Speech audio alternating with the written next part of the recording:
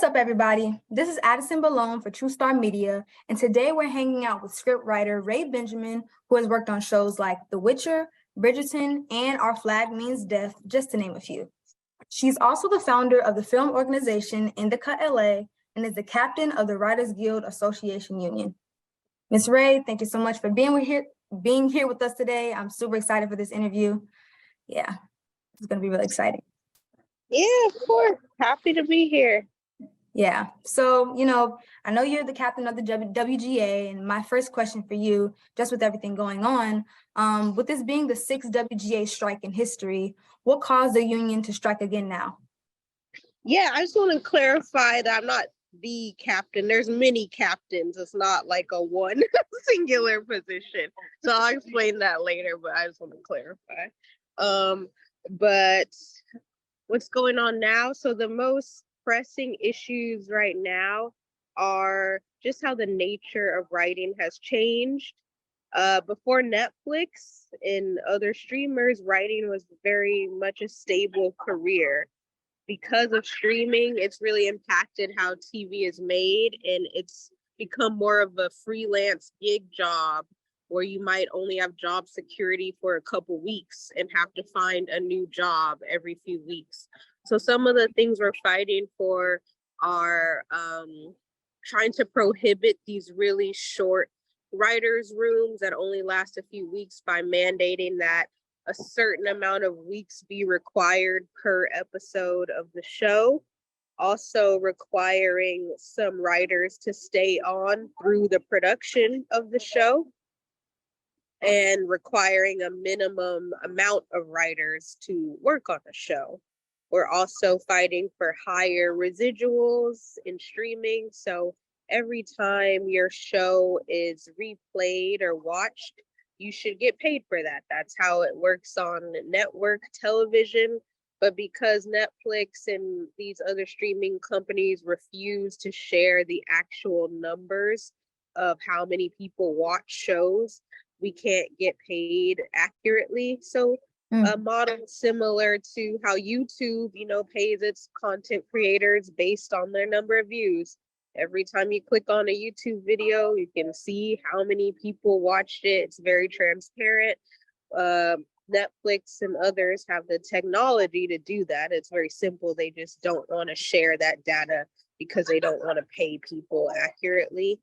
Also, with AI, the rise of AI and things like ChatGPT, that's become a concern.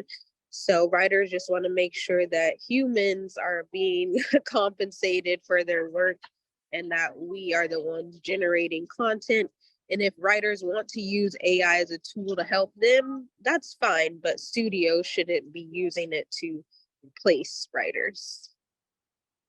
Yeah, I definitely agree with everything you said. I mean, I think it's crazy that these weren't already things that were set in place for writers. These seem like, necessities for writers out there. So I definitely think the strike is needed because you guys' ask aren't really out of, the world with it. So good to hear. My second question for you, and I know you kind of touched on this a bit, but what were the working situations like for writers in Hollywood prior to the strike? Yeah, it depends. The thing is, there's so many different types of jobs writing, that there really is no average situation for what people are experiencing. If you work on a network show, like Abbott Elementary, for example, you'd have a much more stable career because there are a lot of episodes of that show, which means they need a lot more time writing it. You're allowed to go to set and produce your episode. So your experience working on that show would be completely different from someone who works on a show that's on a streaming channel or a cable network. For example, The Bear, which is on FX, a story from one of the writers on that show went viral because he was saying he was nominated for an Emmy, but couldn't even afford a suit to go to the Emmys because that writer's room was very short. It was only 9 weeks. So he only got paid for 9 weeks of work and then couldn't find a job the rest of the year. And unfortunately, that's the situation for a lot of people. So I would say, people's experiences vary. There's no average. Some people do still have stable careers, but increasingly a lot of people don't. Yeah, I'm sorry to hear that. That sounds, really bad, especially for all the shows and stuff that are being put out, and how much I know as a watcher, and just like how much I enjoy those shows. And that's insane that, the right amount of pay isn't being provided. My third question for you is, what is the WGA demanding from the network companies? Yeah, so we're sort of, I think what I said before, like we're demanding a certain number of weeks per episode, that so that people are not overworked, overstressed, expected to write an entire show in just a 5 or 6 weeks, which is happening in a lot of cases. So demanding a certain amount of weeks per episode to give people more stable employment, but also to allow for greater creativity, to have some writers on set throughout the production as well, to regulate the use of AI, to get more fair streaming residuals. And there's also demands for people who write films, not just TV. So for film writers, it's to make sure that they're getting paid similar rates on streaming services that they get paid if there's a theatrical release. So as we know, because of COVID, movies weren't being released in theaters as much. And even though now that we're in a situation where there's no more lockdowns, the movie industry really hasn't recovered. So a lot of films are just being sent to streaming platforms, but the writers of these films are not paid nearly as much as they would be if there was a release in movie theaters. So they're trying to make those equal, because that's really the future. More and more movies are going to be released on streaming platforms, and just because it's released there instead of a movie theater doesn't mean you should be paid any less. That's very true. That's very true. My next question for you, and I know you said you're not like the official captain of the WGA, but just with your involvement with the strike and kind of being one of the captains, you could say, of the WGA, what does your role entail with the union, and what has it, kind of been like during this strike? What have you been doing when you're out protesting, and just different things like that with setting up everything going on? Yeah, so to clarify, a captain is a voluntary position that's for the WGA. And basically, we just act as sort of a liaison between the board of the WGA, and the rest of the members. So every show has a captain of their show. So I'm the captain on my show, The Witcher. And even if you're not currently writing on the show, you can still be a captain and still be assigned team members to give information to. So as captains, we have to attend additional smaller meetings with the board members. We have opportunities to ask questions that our team may have, get those answers. And through these additional meetings, and we go back to our team and sort of convey what's going on. We're also there for a resource for our team. If they have any questions about what's going on with the strike, they can come to us and ask any questions. And we just try to promote solidarity and transparency between the board members and everyone else. Got you. And I know you mentioned that your show is The Witcher, and so I kind of just want to ask, like, what's the experience been, being the writer of that show during the strike, with the lack of things that writers are receiving? Like, have you been able to go on set? Have you been like what has that been like, literally being one of the writers that everyone's striking for and having those lack of resources? Yeah, well, we're on strike, so we're not writing the show anymore. Right. We were in the middle of writing it, and we had to stop that. But yeah, I've never been to set because that's an issue that we're fighting for. Our show shoots in London. We write it in LA, and they basically don't want to pay for us to produce our own episodes. So what happens is the showrunner will go by themselves and have one writer as a helper. But that's really putting a lot of work on those two people, because writing does not stop, in the room. There's constantly rewrites of a show. What people might not realize is from the first draft of a script to what you see on TV, there's at least 10, and that's a very low estimate. There's at least 10, if not 15, 20, 30 versions of a script. Things have to change because of budgets, because of last minute issues. While you're filming, the script is being rewritten. So writing is something that continues throughout the production, even post-production. So not being able to go to set is really detrimental to people like me, because we don't really get that experience.